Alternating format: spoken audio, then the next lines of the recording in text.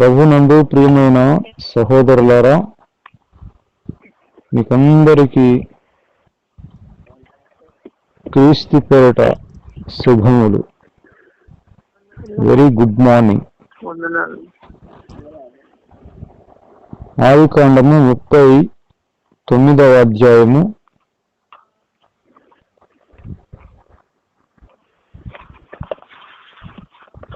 10వ వచనంలో, దినదినము ఆమె యోసేపుతో మాట్లాడుచుండెను గాని అతడు ఆమె మాట విన్నవాడు కాడు. సాతాను తన ప్రయత్నము ఒకసారి చేసి సాధించుకోడు. మాటి మాటికి వాడు చేస్తుంటాడు. దినదినము సైతాను ఆమె రూపంలో ఈ దైవజనుని హింసించుచున్నది. దినదినము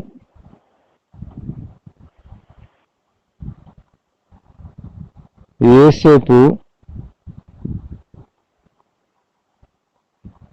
స్థిరమైన మనస్సు కలిగి ఆమె ప్రలోభాలకి ఏమాత్రము చంచలమైపోలేదు. యోసేపు వీడియోలో ఈ సందర్భాన్ని చూసినట్లయితే, నీవు బానిసవు కదా, నా మాటను వింటే నేను నిన్ను స్వతంత్రునిగా చేస్తాను, నీ తండ్రి దగ్గరికి, నీ ఊరికి పంపిస్తాను, ఆ ఏర్పాట్లను నేనే చేస్తా, నువ్వు ఇక్కడ ఉండాల్సిన పని లేదు, నా మాట వింటే నువ్వు స్వతంత్రుడు అయిపోతావు, నీకు స్వేచ్ఛ దొరుకుతుంది అని ఏమేమో ప్రలాభాలు పెడుతూ ఉండేది.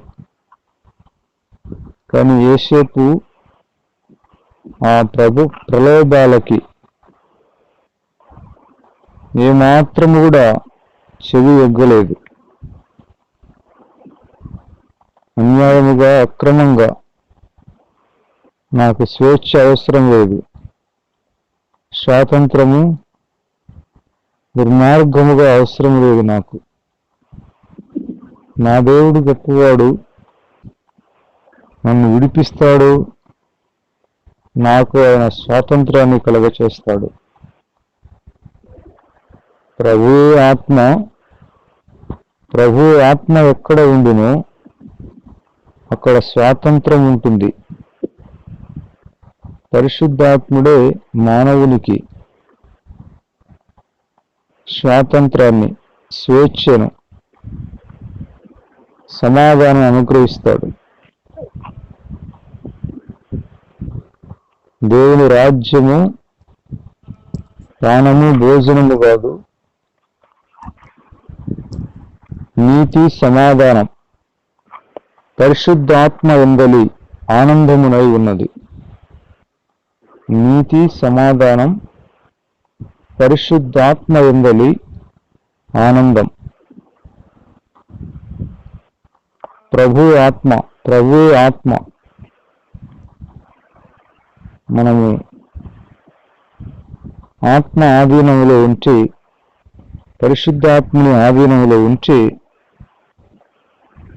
ఎక్కడ ఉన్నా ప్రాణానికి నెమ్మది ఉంటుంది, సమాధానం ఉంటుంది. ఎవరు సంచారం లేని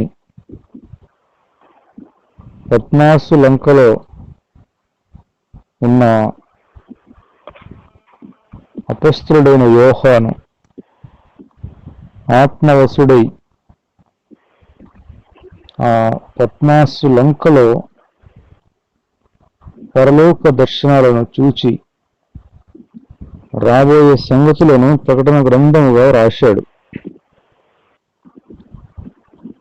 ఆత్మ వశులమైతే, ఆత్మ ఆధీనంలో ఉంచి ఏ పరిస్థితిలోనైనా మానవునికి చెరగని సమాధానం ఉంటుంది. దేవుని రాజ్యము నీ పానము భోజనము కాదు గాని నీతి, సమాధానం, పరిశుద్ధాత్మ యందలి ఆనందమునై ఉన్నది. దినదినము సాతాను ఆమె రూపములో శోధిస్తూ ఉన్నాడు గాని ఆమె మాట విన్నవాడు కాడు. ఇది వచనాన్ని విరోధముగా సంసను ఏం చేశాడంటే, న్యాయాధిపతులు 16వ అధ్యాయం, న్యాయాధిపతులు 16వ అధ్యాయము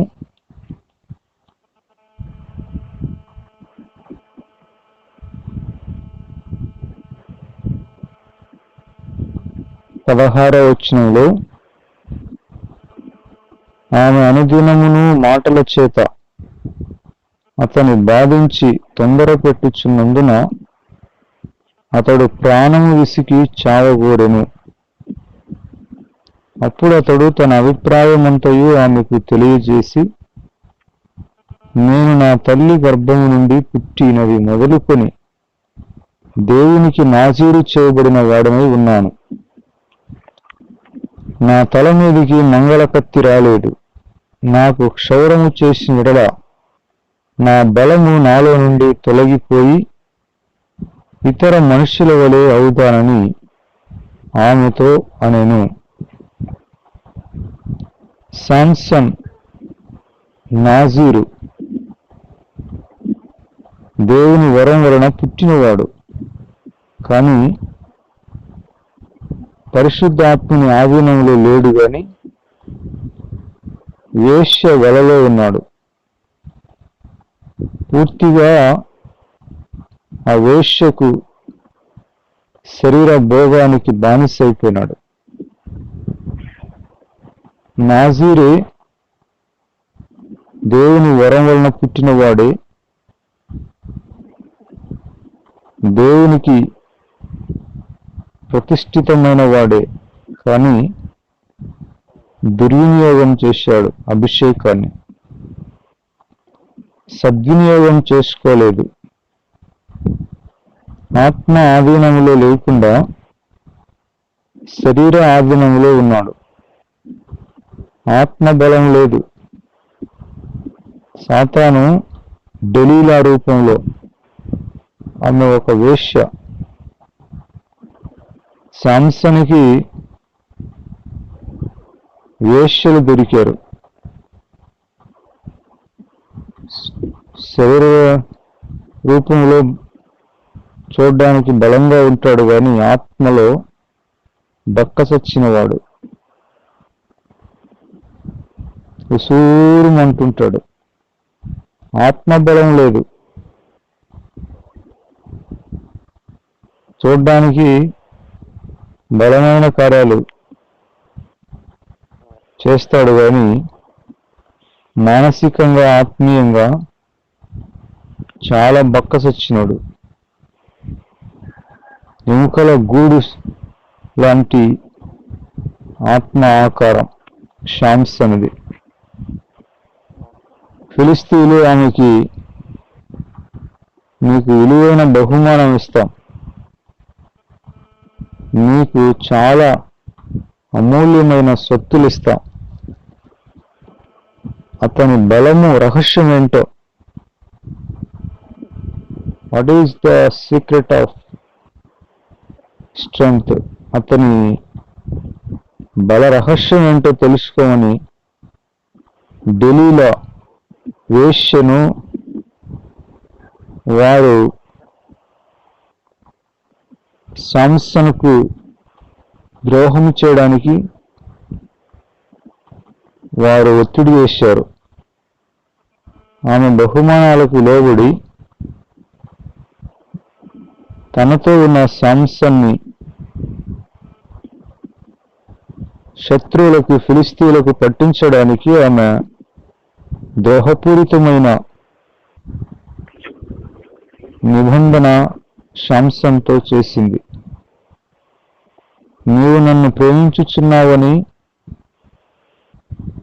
నువ్వంటే నాకు ఇష్టమని నువ్వు చెబుతావే, మరెందుకు నాకు నీ గొప్ప బలం దేనిలో ఉన్నదో నాకు తెలుపవే అని పదే పదే అడుగుతూ ఉంది ఆమె.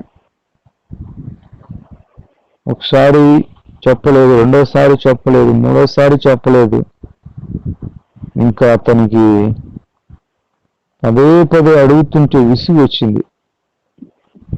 ఆమె అనుదినమును మాటల చేత అతని బాధించి తొందర పెట్టుచున్నందున అతడు ప్రాణము విసిగి చావగోరెను. అతనికి విసుగు వచ్చింది. విసుగు వచ్చేంత వరకు ఆ వేశ్య దెలీలా శాంసన్ని శోధిస్తూ ఉంది. అక్కడ జోసెఫ్ ఈ దైవజనుని కూడా తన యజమానురాల రూపంలో సాతాను అనుదినము శోధించాడు. ఇక్కడ శాంసన్ని దెలీలా అనే వేశ్య ద్వారా సాతాను శోధించాడు. ఫరోనే అన్నాడు, ఐగుప్తు దేశాన్ని ఏలే ఫరోనే అన్నాడు, ఇతని వలె దేవుని ఆత్మ కలిగిన మనుష్యుని కనుగొనగలమా అన్నాడు. పరిశుద్ధాత్మ ఆధీనంలో, పరిశుద్ధాత్మని ప్రసన్నతలో యోసేపు ఉన్నాడు. శాంసను ఆత్మ ఆధీనంలో లేడు, శరీర ఆధీనంలో ఉన్నాడు. ఆత్మ ఆధీనంలో లేని వారిని సాతాను ఓ రకము దొబ్బేస్తాడు, పడదోస్తాడు, గోతిలో పడదోస్తాడు. సైతాను మనుష్యులను పడగొట్టడానికి లోకమంతా తిరుగుతూ ఉంటాడు వాడు. అందుకే మీరు శోధనలో ప్రవేశించకున్నట్లు మెలకువగా ఉండి ప్రార్థన చేయండి అన్నాడు. ఆత్మ సిద్ధమే గాని శరీరము బలహీనమని పేతురుతో చెప్పాడు. ఆత్మ సిద్ధమే కానీ శరీరము బలహీనం. ఉదయకాలంలో 4 గంటలకి నిద్ర లేవాలంటే ఆత్మ సిద్ధమే గాని శరీరము సహకరించదు. అయినా అటు ఇటు తిరిగి మొహం కడుక్కొని సిద్ధపాటుగా పట్టుదలగా లేస్తే సాతాను పెట్టే బలహీనత తొలగిపోతుంది. ప్రియమైన సహోదరులారా, శాంసనికి ఆమె శోధించే మాటలకి తట్టుకోలేకపోయినాడు. వద్దు నాయన ఈ బ్రతుకు అనుకున్నాడు. విసుగు వచ్చింది, తట్టుకోలేక ఆ మాటల చేత పీడించింది. చాలా మంది మనుషులు మాటలకే సూసైడ్ చేసుకుంటారు. మాటలుంటే ఏముంటాయి? కత్తులుంటాయి మాటల్లో. కొంతమంది మాటలు ఎలా ఉంటాయంటే ఏమో కానీ ముఖంలో సౌండ్ లేకుండా మెత్తగా పాషాణ కత్తి అనేది ఒకటి ఉంటుంది.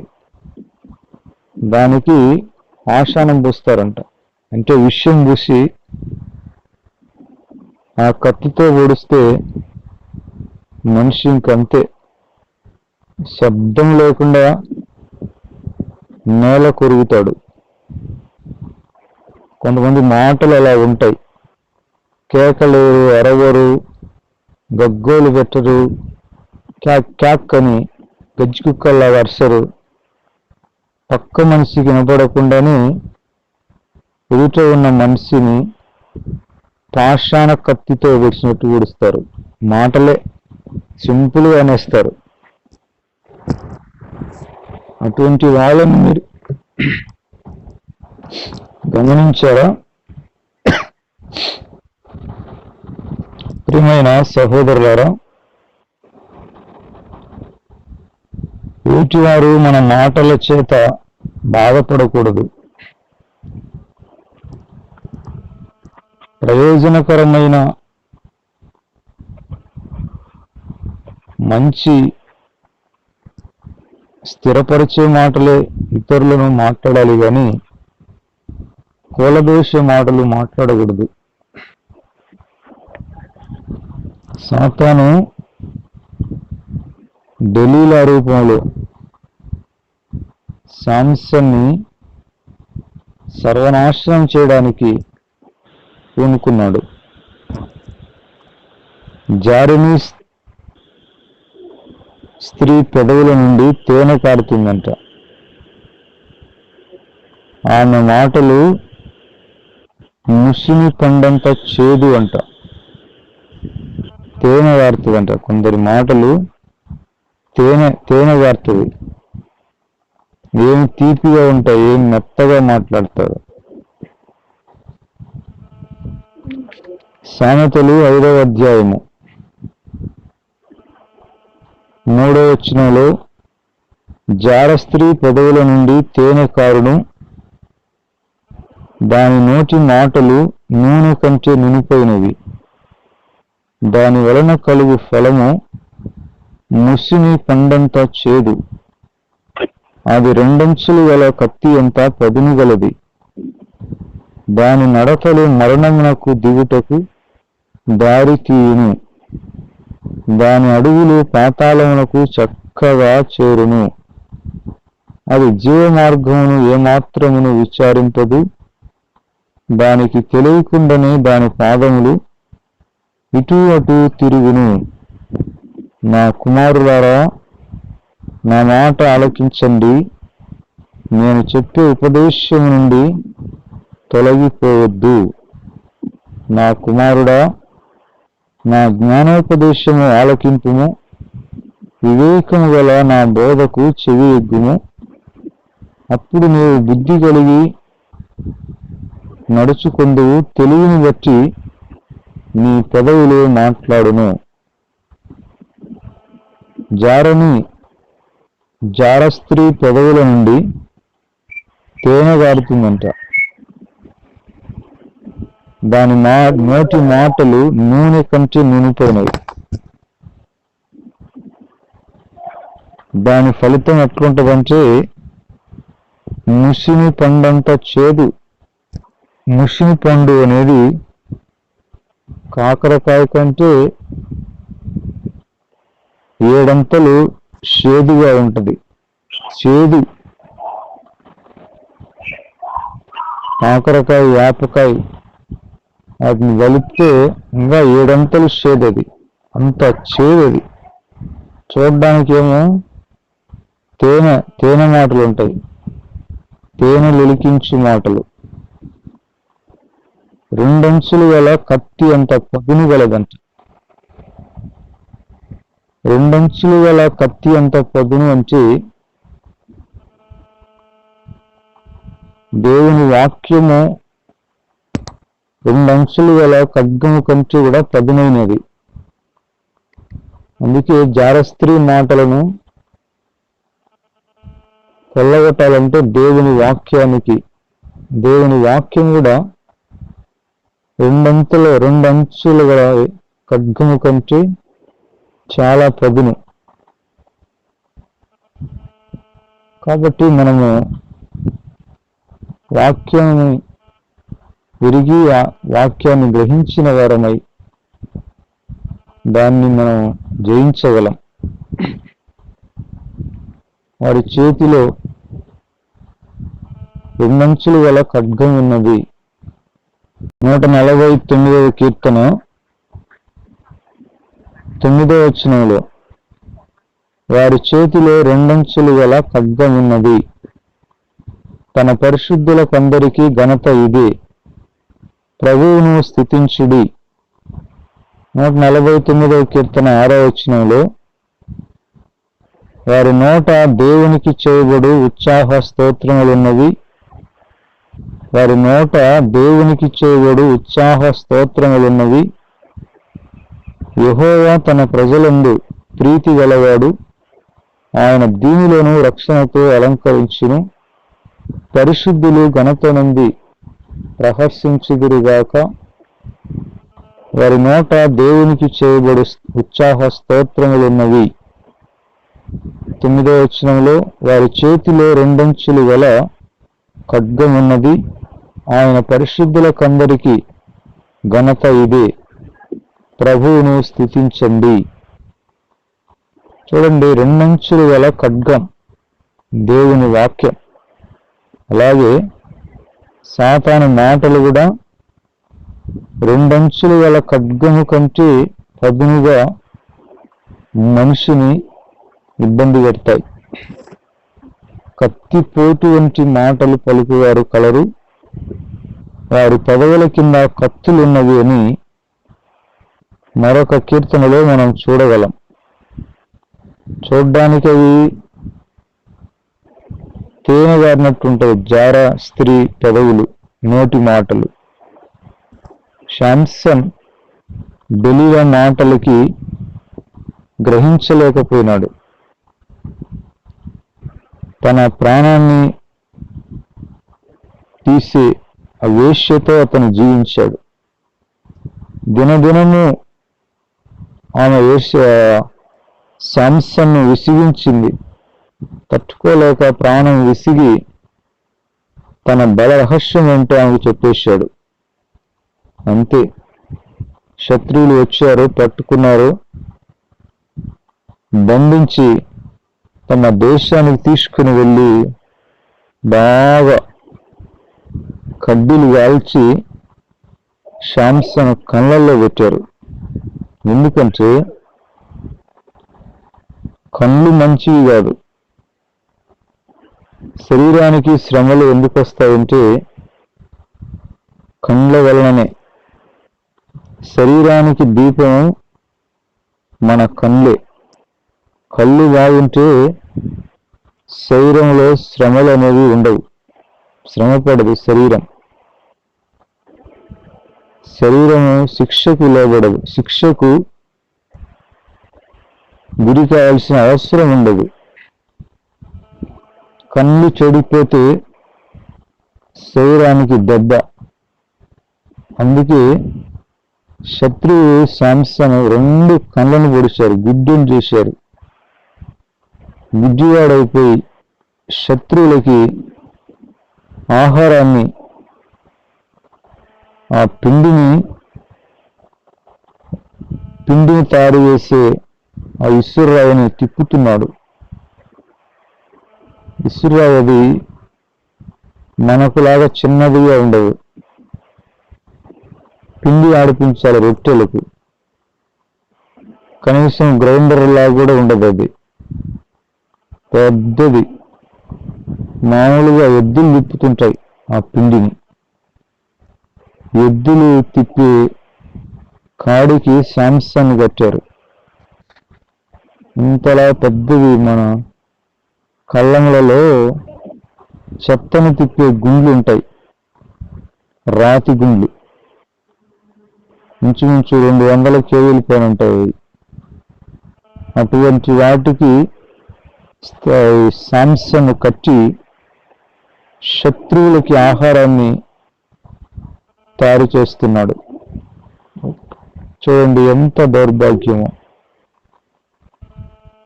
ఆత్మ ఆధీనంలో లేకపోతే మనుషులు శోధనలో ఇరుక్కుంటారు. శాంసను విసిగిపోయాడు. విసిగిపోయి ప్రాణాన్ని తీసుకోవడానికి సావును కోరుకున్నాడు. కానీ యోసేపు అలా కాదు. యోసేపు విసిగిపోలేదు. పరిశుద్ధాత్మని ఆధీనంలో ఉన్నాడు. అస్సలు తన యజమానురాలి మాటలకు ఒప్పుకున్నవాడు కాడు. సాతాను సిగ్గులేనుడు. ఒక్కసారి చెబితే వినడాడు. మాటికి చెప్పినా వినడు. వాడు ప్రయత్నం చేస్తూనే ఉంటాడు. అందుకే మనం ఎక్కువగా పరిశుద్ధాత్మని ఆధీనంలో ఉండాలి. ఆత్మ అభిషేకం ద్వారానే సాతాను బలమును విరగొట్టగలం. పరిశుద్ధాత్మ బలం లేకపోతే సాతానుని విరగొట్టలేం. యేసు ప్రభువు తన పరిచర్యలో అనేక దెయ్యాలను వెలగొట్టినాడు. ఎలా వెలగొట్టాడైనా దేవుని ఆత్మ వలన. దేవుని ఆత్మ వలన మనుషుల్లో ఉండే దెయ్యాలను వెలగొట్టాడు. ఆయన్ని చూడగానే మనుషుల్లో ఉండే దురాత్మలు కేకలేసేవి. యేసు, నీవు దేవుని పరిశుద్ధుడవు, నీ దేవుని కుమారుడు అని కేకలేస్తాయి దెయ్యాలు. షట్ అప్, గెట్ అవుట్, సాతాన రా బయటికి, వదిలి ఆ మనుష్యుని. ఇకెన్నడూ ఆ వ్యక్తిలో ప్రవేశించకూడదు.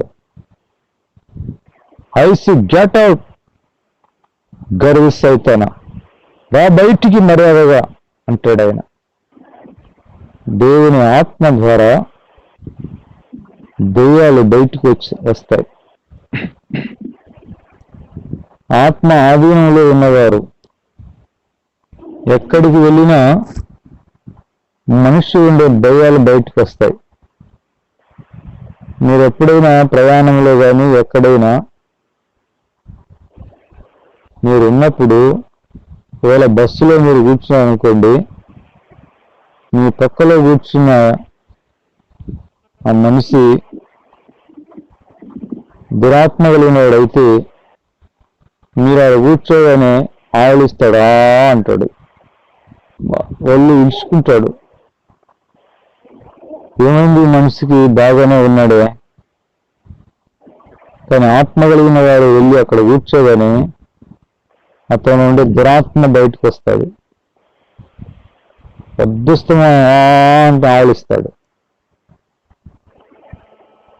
సైతాన బయటికి రా, గెట్ అవుట్. ఏమనండి ఓడిస్తాడు అన్నే బస్సులో. ఏమైందిరా స్వామి నీకు? చూడండి, అటువంటి ప్రభావం ఉంటుంది. మనం ఎక్కడికైనా బంధువుల దగ్గరికి, చుట్టాల దగ్గరికి వెళ్తే నిద్రపోయినా అనుకోండి, ఆ రాత్రి ఆ ఇంటిలో ఉండే దురాత్మలు కనపడతాయి. ఏందబ్బా ఈ ఇంట్లో బాగలేదే, దురాత్మలు కనపడినాయంటే వెలుగు ఉన్న చోట చీకటి ఉంటుందా? చీకటి పారిపోవాల్సిందే కదా. నీకు దురాత్మలు కనపడక దర్శనం కనపడతాయా? దురాత్మ కనపడేది కూడా దర్శనమే. అంటే ఈ ఇల్లు సాతాను ఆధీనంలో ఉంది అనేది ఆత్మ కలిగిన వారు గ్రహిస్తారు. సమాధానం లేని ఇల్లు, సాతాను వేలే ఇల్లు, సాతాను అధికారంలో ఉన్న ఇల్లు ఆత్మ కలిగిన వారికి అప్పుడే అర్థమవుతుంది. ఇప్పుడు ఒక మెకానిక్, టీవీ మెకానిక్ కానీ ఏదైనా ఒక బైక్, కారు మెకానిక్ బాగా నైపుణ్యం కలిగిన వాడైతే ఆ షెడ్డు తీసుకుని వెళ్తే అడుగుతాడు, బండికి ఏమైంది అంటాడు. అలాంటి సమస్య అంటే అతనికి బాగా మెకానిజం తెలిసిన వాడైతే అవునా అని అన్నీ విప్పదీయుడు. ఈ సామాను పోతే ఈ సమస్య వస్తుందని ఆ పోయిన సామాను దగ్గరికి వెళ్తాడు. ఆ చుట్టుపక్కల వెతుకుతాడు. తెలియనివాడు ఏం చేస్తాడు? మొత్తం విప్పదీశాడు, పెట్టాడు. 10 నిమిషాల్లో చేసేదానికి 10 గంటలు చేస్తాడు. తెలియక. ఆత్మ లేకపోతే మనుషుడు కూడా తెలియక అల్లాడిపోతుంటాడు.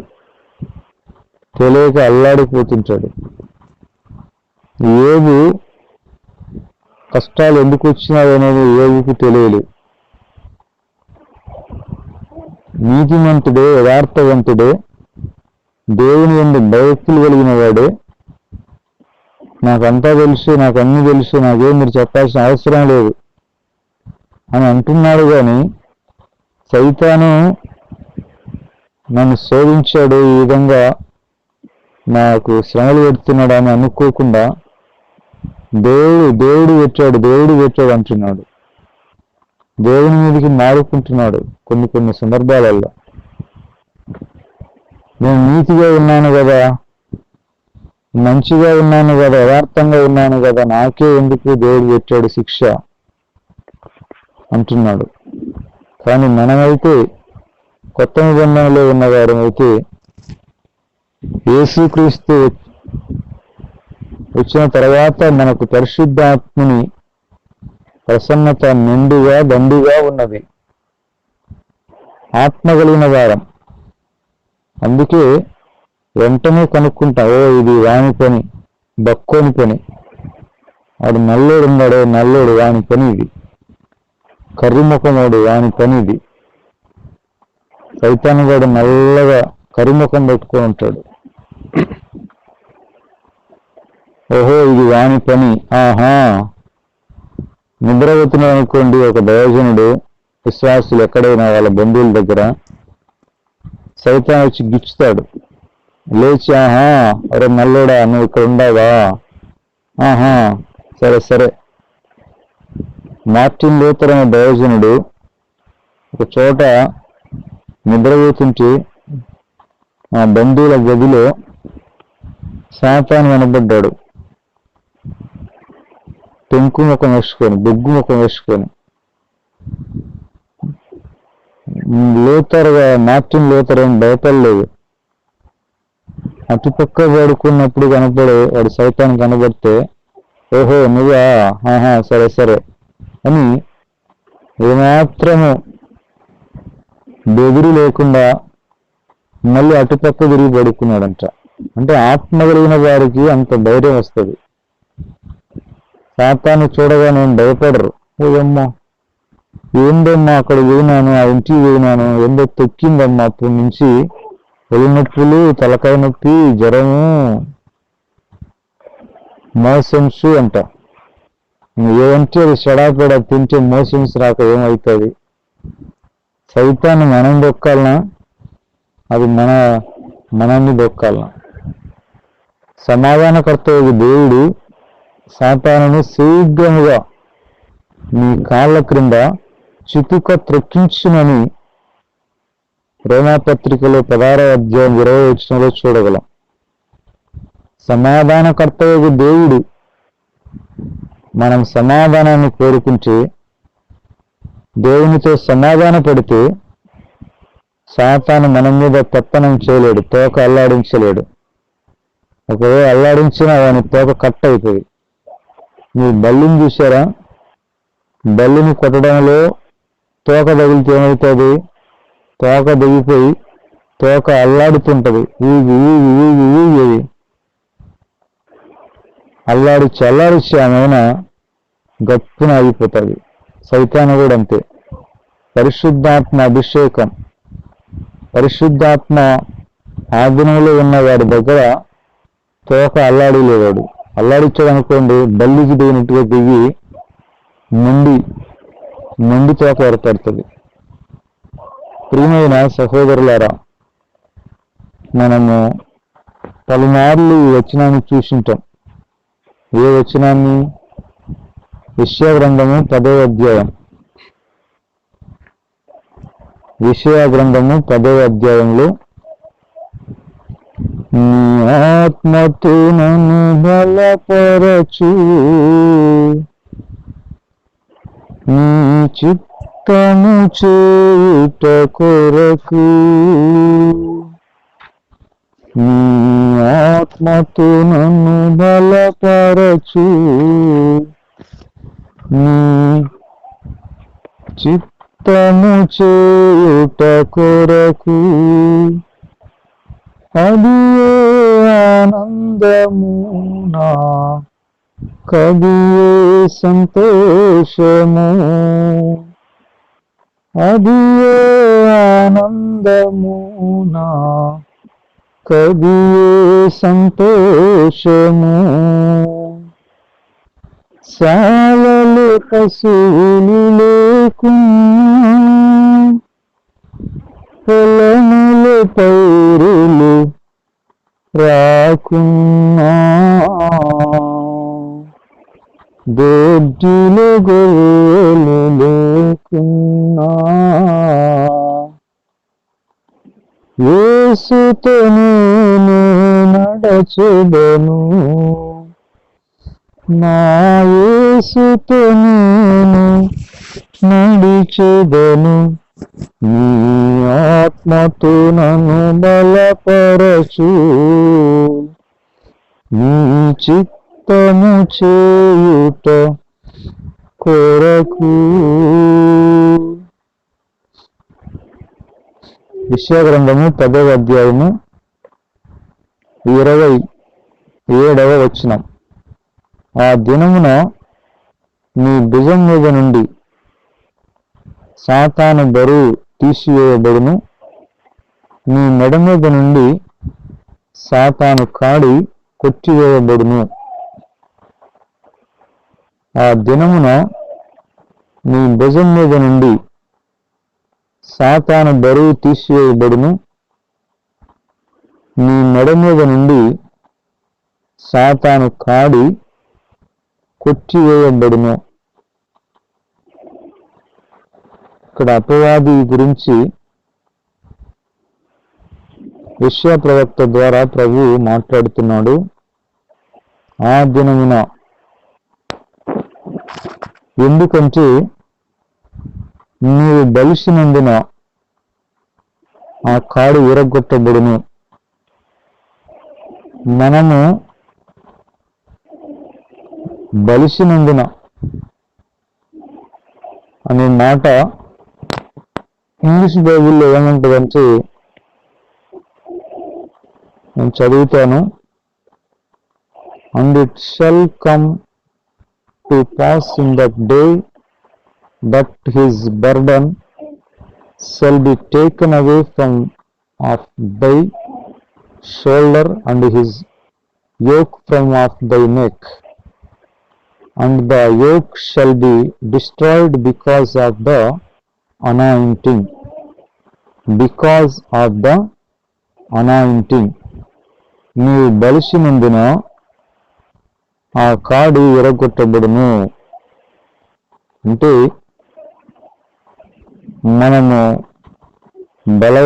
బలిసినందున, మనలో బలం ఉన్నందున.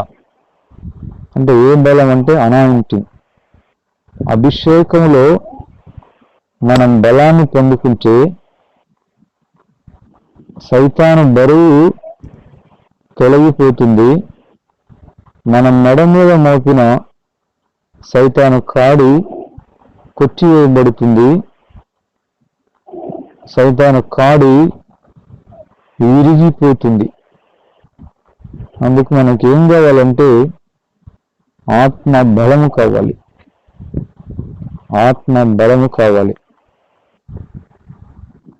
Because of the anointing, the yoke, Satan yoke shall be destroyed because of the anointing.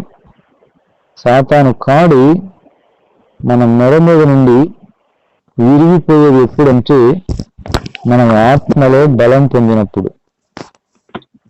ఆత్మలో బలాన్ని ఎలా పొందుకుంటాం అనేది ఒక సందేహం. ఒక వ్యక్తికి మోక్ష భయం పట్టింది, చిన్నపిల్లోడికి. ఆడికి పుట్టినప్పటి నుండి పట్టింది. ఆడు జల్లు కార్చుకుంటాడు, కింద పడి దొల్లుతాడు. అతని తండ్రి ప్రభు దగ్గరకు తోడుకొని వచ్చాడు. ప్రభువును చూడగానే ఆ కుమారుల్లో ఉండే మోక్ష కలిగిన దయ్యం, మోగదైన చెవిటి దయ్యం, అది విలవలాడిపోయింది. ప్రభు అన్నాడు, మోగదైన చెవిటి దయ్యమా, రా బయటికి అన్నాడు.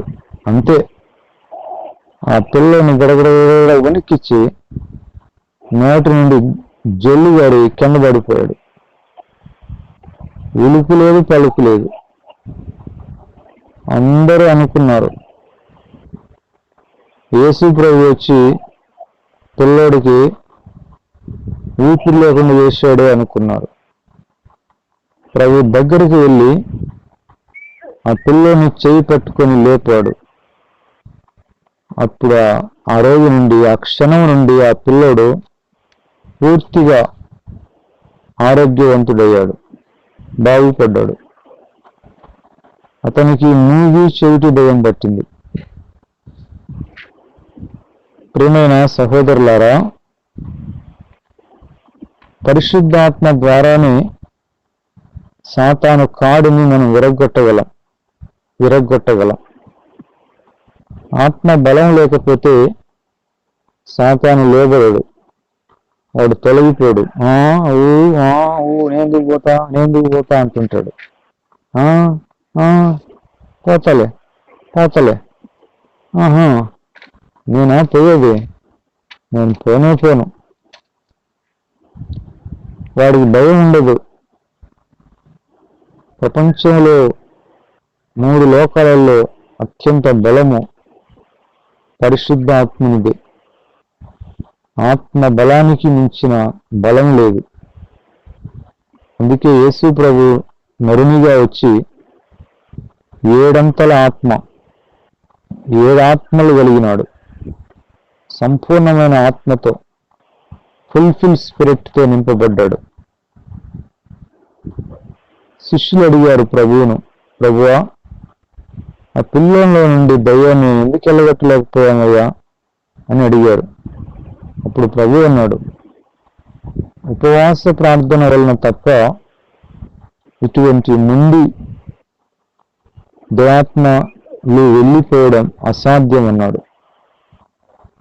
అంటే మనకు శరీరము సహకరించదు. ప్రార్థన చేసుకోవాలన్నా, బైబిల్ చదువుకోవాలన్నా, పరిశుద్ధంగా జీవించాలన్నా విసుగు వస్తూ ఉంటుంది, ఓపిక ఉండదు, ఒక రకమైన అలర్జీ. ఏందో జీవితం, ఏందో ఇది. కొంతమందిని చూస్తే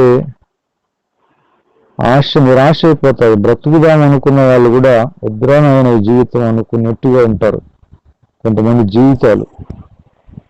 ఎప్పుడు వారు సప్పరిస్తూ ఉంటారు, వాళ్ళకు నెమ్మది ఉండదు, నిలకడ ఉండదు.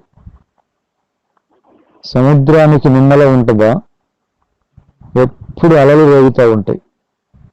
అలలు కొట్టి అలలన్నీ తీసుకొని వచ్చి చెత్తనంతా, బురుగంతా, పనికి మాలిన కంపంతా, చచ్చిపోయిన కాకులు, చచ్చిపోయిన కుక్కలు, చచ్చిపోయిన డెడ్ బాడీలు అన్నిటిని తీసుకొని వచ్చి గట్టునేసిపోతూ ఉంటాయి.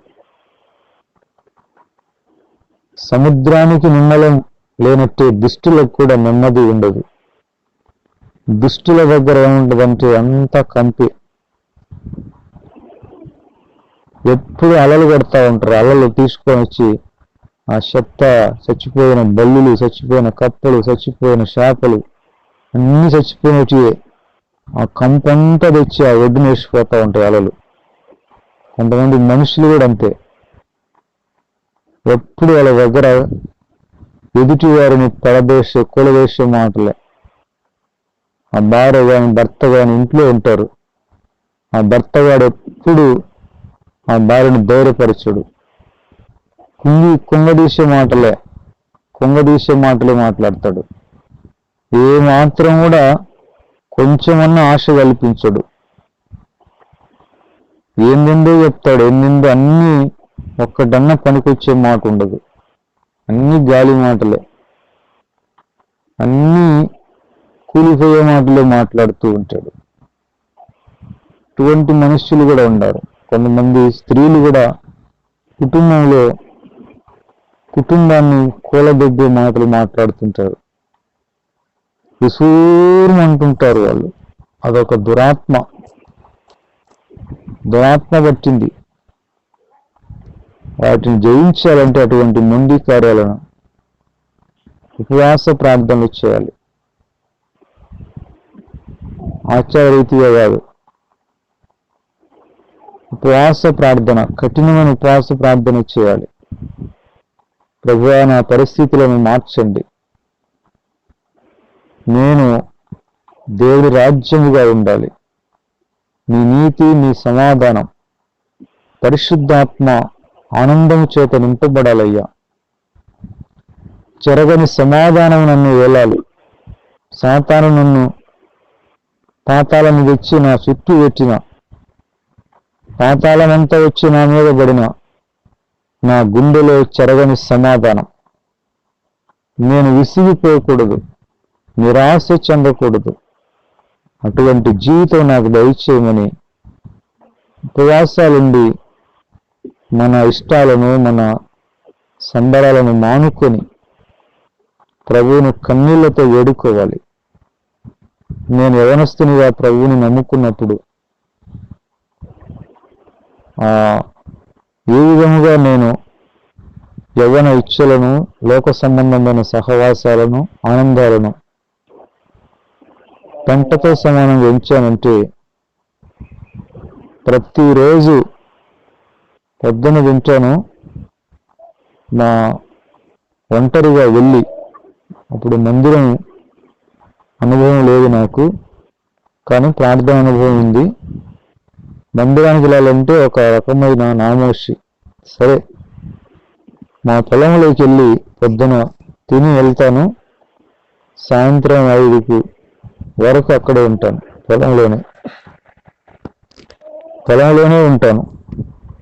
అట్లా ఎన్ని రోజులు చేశానో, 2-3 ఏళ్ళు చేశాను. ఎన్నిసార్లు ఉపవాసం ఉన్నాను నాకే తెలియదు. దేవుడు లెక్క పెట్టాడు. ఆ రోజు ఈ రోజు అని కాదు, శుక్రవారమే అని కాదు, ఎప్పుడు నా ఆత్మకు మంట కలిగితే ఇంకా ఆ రోజు కడుపుకు భోజనం. అది ఏ రోజైనా సరే, ఇంట్లో మంచి మంచి భోజనాలు చేసినా సరే, ఆత్మకు మంట కలిగితే తిండివానైనా కూడా తినేది లేదు. అలా ఆ రకంగా శరీరాన్ని, దాని ఇచ్చలను చంపేశాను ఆత్మ ద్వారా. ఇప్పుడు కూడా నేను జనాలలో ఉండలేను, మనుషులతో ఎక్కువసేపు ఉండలేను. ఎంతసేపు అయినా ఒంటరిగా ఉండటమే నాకు ఆనందం. నేను ఎల్లప్పుడూ నా ఎదుట ప్రభువుని చూచుచున్నాను.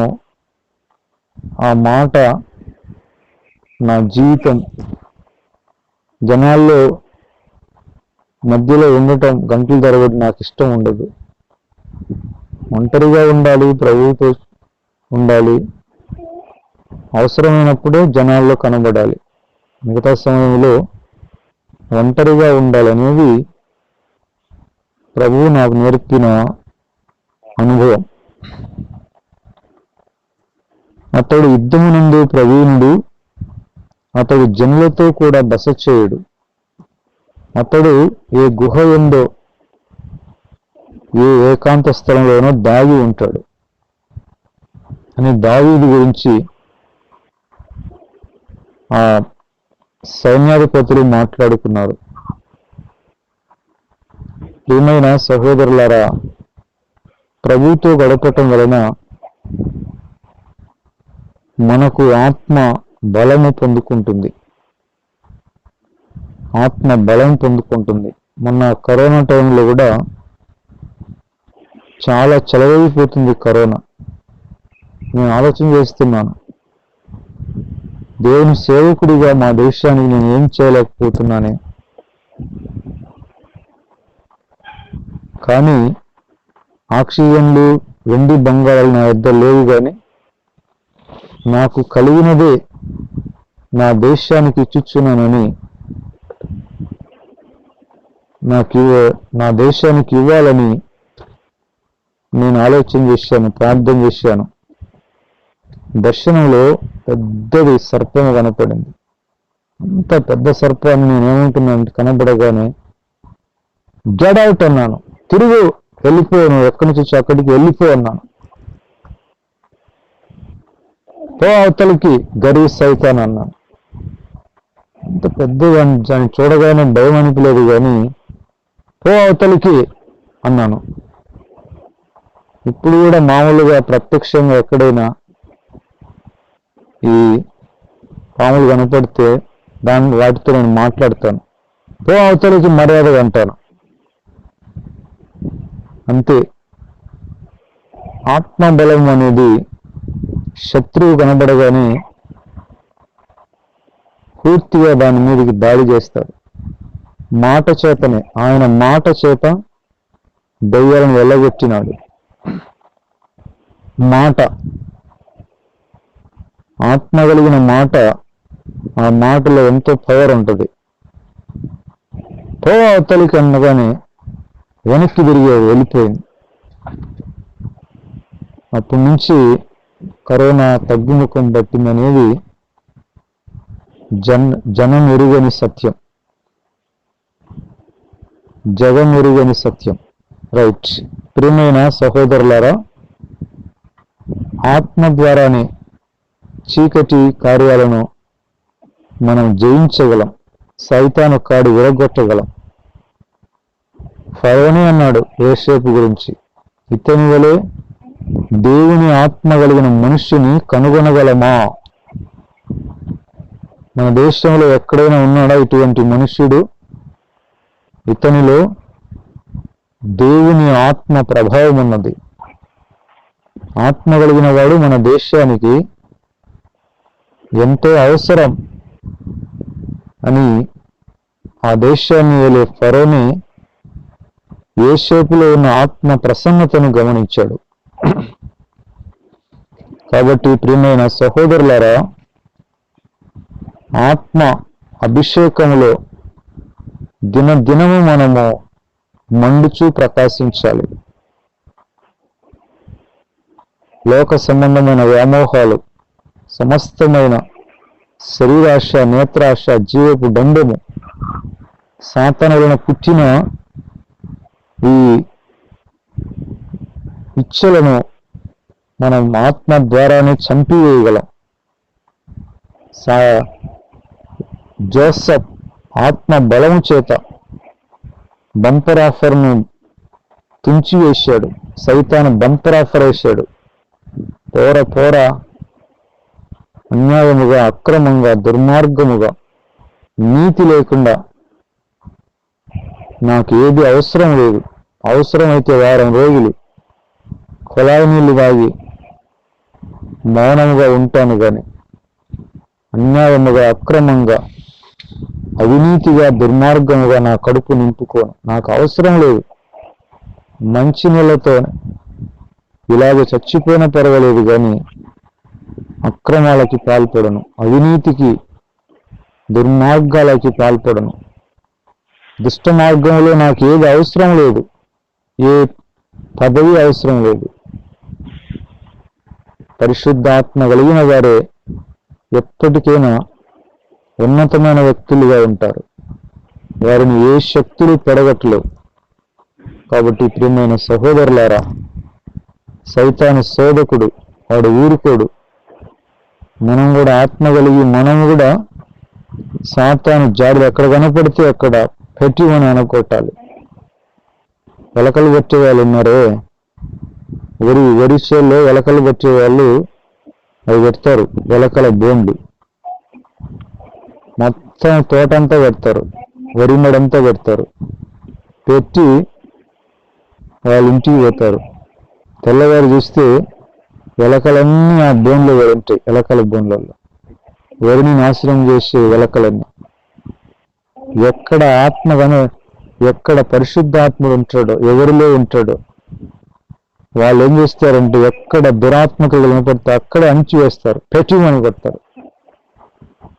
అప్పుడు దురాత్మను వెళ్ళగొడితేనే కుటుంబానికి, ప్రజలకు క్షేమము, సమాధానం ఉంటుంది. కాబట్టి వాడుంటే అల్లరోడు, మనుషులకు సమాధానం ఉండదు. కాబట్టి ప్రియమైన సహోదరులారా, పరిశుద్ధాత్మను కోరండి. జీవజల నదుల్లాగా ఆత్మ అభిషేకము ప్రవహించాలి. జీవధారలు బయలుదేరాలి. మన ద్వారా అనేక మందికి ఆత్మీయ స్వాతంత్రం కలగాలి. వారు కూడా బ్రతకాలి, అనేక మందిని బ్రతికించాలి. అటువంటి ఆత్మ ప్రభావం ఒక్కొక్కరి మీదకి బలముగా దిగి వచ్చిన గాక. Receive anointing the Holy Ghost in the name of Jesus Christ. I bound any devils over in the name of Jesus Christ. ఒక్కొక్కరిలో చిగుడు సంబంధమైన ప్రభావము వారు నివసిస్తున్న సరిహద్దుల్లో, ప్రాంతాలలో, కుటుంబంలో నుండి మర్యాద బయటికి రవాజ్ఞాపిస్తున్నాను. I bound any devils over in the name of Jesus Christ. Receive anointing the Holy Ghost in the name of Jesus. వారి సరిహద్దుల్లో వెకిలి చేష్టలు చేస్తూ అజమాయిషి చేస్తున్న దురాత్మ బంధకాలను విరగొట్టుచున్నాను.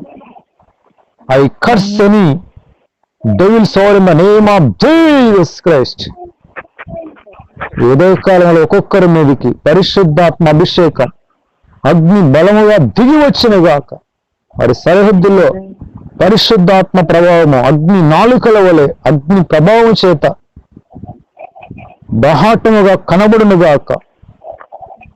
మరుగై ఉన్న దురాత్మ క్రియలు భారీ పొమను ఆజ్ఞాపిస్తున్నాను. మరెన్నడూ అక్కడ ప్రవేశించకూడదు.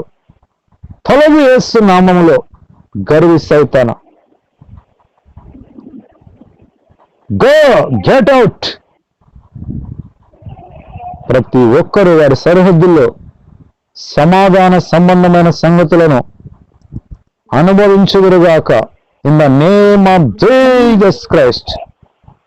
యేసుక్రీస్తు నామములో నీకే మహిమ చెల్లించి వేడుకొనుచున్నాము తండ్రి. ఆమేన్. హల్లెలూయా. అందరికీ వందనాలమ్మా. దేవునికి స్తోత్రాలు. ఆమేన్. ఆమేన్.